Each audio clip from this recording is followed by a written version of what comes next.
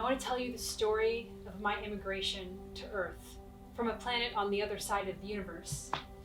Specifically, my immigration to one corner of Earth called Scotland. You see, years ago, my planet was dying because the bacteria that fed our ecosystem were dying. And the red grasses across our plains were turning brown. The water was gray, and the air became sour and thick. We were growing desperate, running out of food. Our usually shining black shells were molting, and our many arms were growing weak. We needed to find a new environment to replenish our natural supplies, somewhere where we could get new bacteria and plant life. So we began to search for such a place. Tracking waves and signals across the universe, we searched, and we finally found such a planet on the other side of the universe. So we prepared to go. We built a ship that could travel the distance, and I was selected for the mission. And I prepared and I trained, and soon I was setting off in the ship. I was flying through the depths of space, alone. I was surrounded by a great black emptiness. I don't know how far or how long I traveled at times. And sometimes I would pass burning stars. I flew and I flew. I didn't know if I would make it, but finally I saw it in the distance. Just a speck at first, but then it grew larger and larger. It was Earth, her swirling blues and greens and browns. And soon I was close enough that I was beginning to break through the atmosphere. The ship was shaking and trembling. I knew I just had to survive entry. My many limbs were shaking around me. I could see fire and smoke out the window. There was pressure upon me. But finally, the ship broke through the outer limits of the atmosphere. I was flying over Earth. And I aimed for the region we had selected for its rich environment. And it was nighttime there. I couldn't see much in the darkness. I could just make out the undulating waves of hills and the points of stars in the sky, the very stars I had just passed. I landed the ship behind some trees, and I shielded myself. And then I prepared for my transformation. You see, I would be searching out in the open for the samples we required, and I would be avoiding humans at all costs, but if I was seen, I would need to appear as one of them.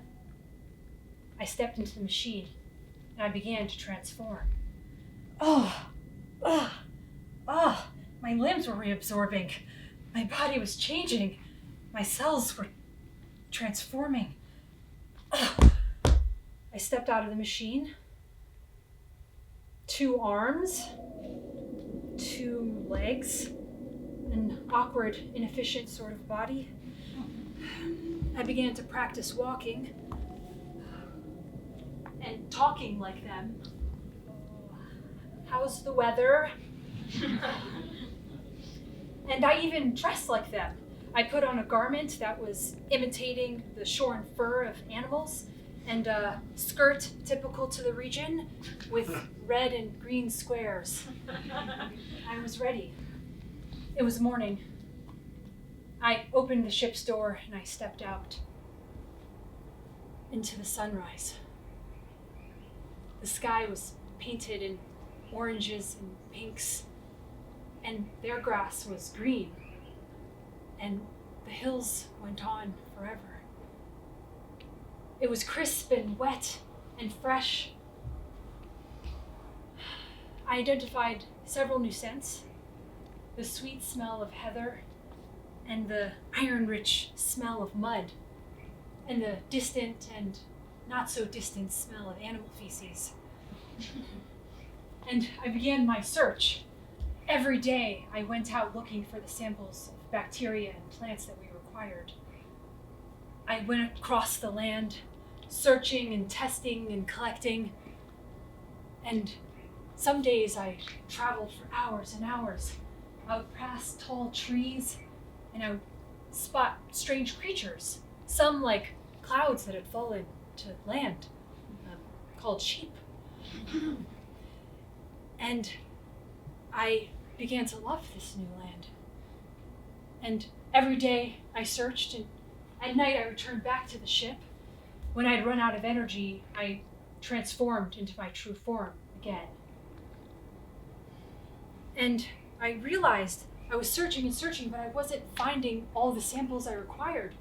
And I searched for a long time and realized I was running out of time and out of food. I was becoming desperate. And one day I was preparing to go out and do my search yet again. Oh, I heard a terrible noise. Oh, so loud, like a bellowing, dying animal. I was scared, but curious. I decided I would go find the source of the noise. I crept out of the ship and over the hills. I searched and I searched. I went out farther than I ever had before. And I crept closer and closer to the source of the noise. And then I saw a group of humans in the distance on a hill.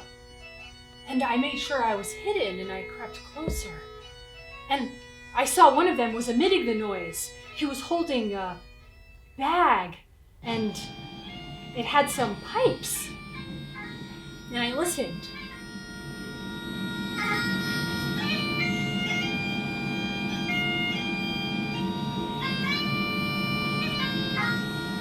After I listened a little longer, I realized it sounded almost beautiful. What you dayin'? I'm lost. It was a human, a small child. They had seen me. The child motioned for me to follow. I had no choice but to do so, considering they had seen me. I followed the child, and I was led to the group of humans on the hill. And at first they greeted me with wide eyes, but then smiles. And they asked me who I was and where I was from. Glasgow? And they gave me food and a coat. And they were kind because they thought I was lost and afraid and alone. And they were all so warm, except for one of them, who stared at me and leaned in close. You run away from the immigration center? I shook my head. I wasn't quite sure what he was talking about. And anyway, I appeared human, just like them. And the villagers invited me to stay with them in a spare room in the village for the night. I had no choice but to agree, considering I had said I was lost. I followed them to the village, and I spent the night in the spare room. I decided I would stay for now, but once they were all asleep, I would escape. I lay still in the bed, still as possible, because you see, that night, just like every night, I had transformed back into my true form. I couldn't be seen. And I waited, and I waited. I saw a light at the window nearby. I lay still as possible. But then the light grew brighter. And then there was a scream and the sound of shattering glass. It's a wee beastie! I had been seen. I scuttled out of the room. And then through the rooms of the house and out of the door. It was night and dark. I was disoriented. I didn't know where I was. I ran through the roads of the village, into gardens, past houses. I could hear footsteps behind me. I was running and running. And then I saw the small child waiting outside the house he lived in. He was pointing. I followed his finger. East, where my ship was. I followed that direction. I could still hear the footsteps behind me. I ran and I ran as fast as I could. I lost the footsteps behind me. I was in the hills and I finally reached my ship and I hid inside. I waited there for hours and then days. And finally, when I emerged again, there was no one there. I had escaped the humans. I was safe for now. I began my search again, avoiding the village at all costs. Traveling across the land, I searched night and day, and I finally found all the samples I needed. I was ready. I went back into the ship, and I began the long journey back home. I arrived back in my home planet, and I was greeted as a hero. I had saved our people. We replenished our natural supplies, and we were saved, and there were good times. For a while, at least. We would need more samples again. So I had to travel back to Earth, again and again and again. And soon I was spending months at a time on Earth, searching and collecting, and then I would come back home, but only be there a short while. And I began to learn more and more about Earth. I learned the rhythm of its hills, its scents. Soon I had transformed into human form so many times, I was stuck as a human. And when I would return back home, things would be strange. I built a house outside of the village, eventually, where I could work from.